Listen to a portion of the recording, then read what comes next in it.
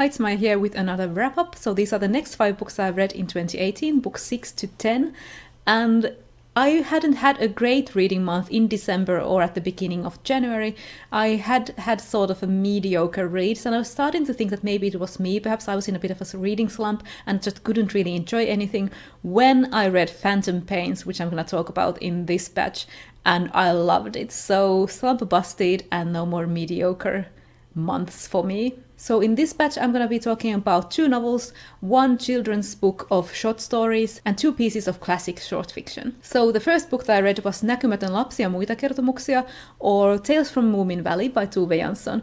And I read this in this big bind-up that I have, so I'm just gonna show you this picture because I don't feel like lifting it up. So this is part of my Moomin reread, and this one contains short stories that are actually about quite dark and deep topics. For me, the shining star of this collection is The Secret of the Hatty Fatteners. In this one, Moominpappa leaves home to go and travel with the Hatty Fatteners. He has seen them sailing by in silence and thought them to be so free and mysterious, but are they really? This story was so well written and so atmospheric, and the descriptions were just so beautiful, and was also very eerie. And the other story that I really want to talk about is The Filichunk Who Believed in Disasters, which was a much more complex story than I remembered from my childhood. It's about a Filichunk who is not happy with her current life situation and is just constantly feeling like a disaster is just around the horizon. As a kid, I just thought she was being a bit silly and unbelievably nervous, but as an adult I recognized that she might have some sort of anxiety disorder.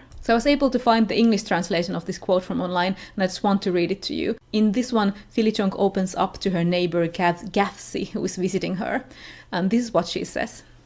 "You were talking about wind," the Filichunk said suddenly. "A wind that carries off your washing. But I'm speaking about cyclones, typhoons, Gafsi dear, tornadoes, whirlwinds, sandstorms, flood waves that carry houses away. But most of all I'm talking about myself and my fears, even if I know that's not done.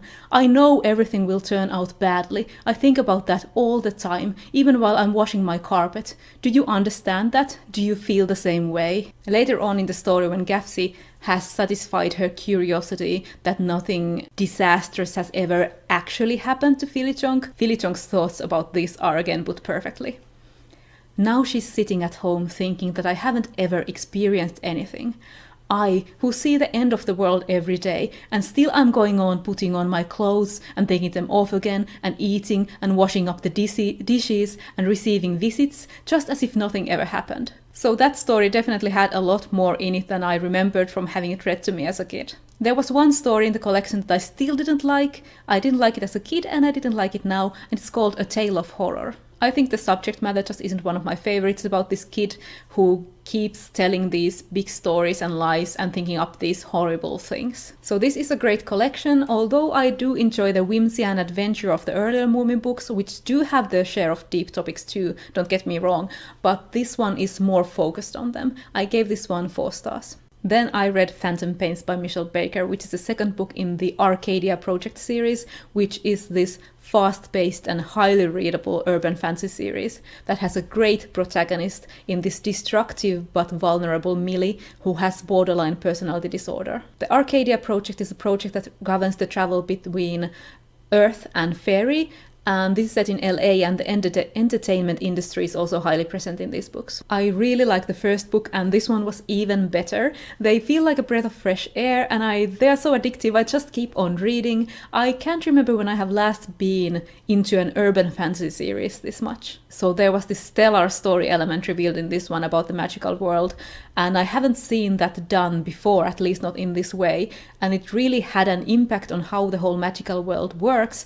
And it will have to have major repercussions on the Arcadia Project and to the whole of Fairy in the upcoming books, which I'm really looking forward to. I gave this one 4.5 stars, and I highly recommend it for the complex main character and the writing style that will just keep you reading. Then on to a classic, The Vampyre by John William Polidori.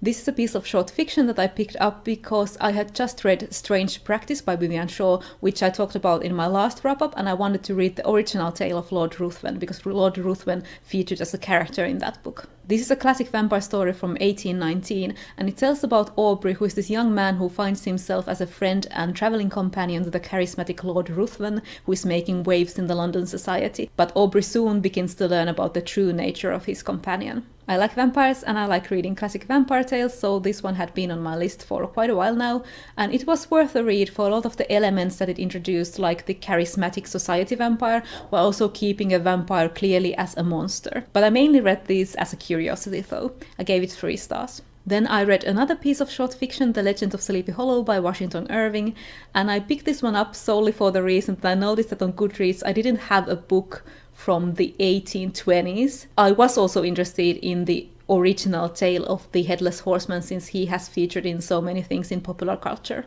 The story is about Ichabod Crane, who is a schoolmaster in Sleepy Hollow and courts this young woman, and also has a run-in with the ghost, the Headless Horseman. This was a brief ghost story meant to entertain, and it managed to create a comical picture of the superstitious schoolmaster protagonist, but it was also so racist.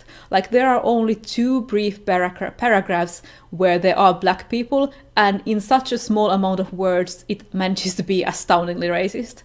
I gave this one 2 stars. And the final book I'm going to talk about in this wrap-up is the very bleak crime thriller Available Dark by Elizabeth Hand. This is the second book in the Cass Neary series, and in this one the protagonist, the has-been photographer Cassander Neary, travels first to Helsinki to appraise some photographs and then to Reykjavik to meet an ex-boyfriend. To be honest, I mainly read this because part of it was set in Helsinki, Finland, and I read the first one mainly to get to this one.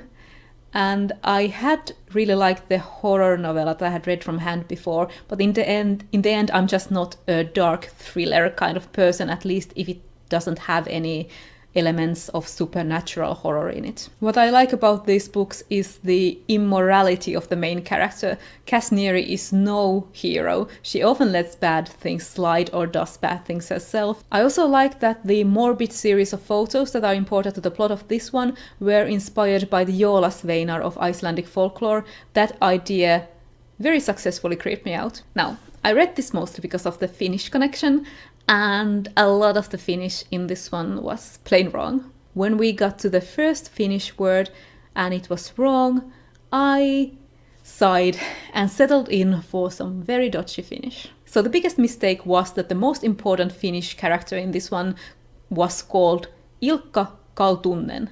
And Kaltunen is just not how Finnish works. It was supposed to be Kalttunen, so 2 T's, not the 2 N's in the middle. And I went to the library and found the Finnish translation and checked, because of course there's a Finnish translation when something is set in Finland. Anyway, I checked and they had changed the name to be a right one in that translation, understandably. Also, some of the Helsinki was wrong. I laughed out loud at this idea of there being a big fish processing plant near Kauppatori, the central market square, which is this very central tourist location with a lot of sightseeing nearby. There's no fish processing plant there. Or if there is, it's very well hidden and I have never heard of it.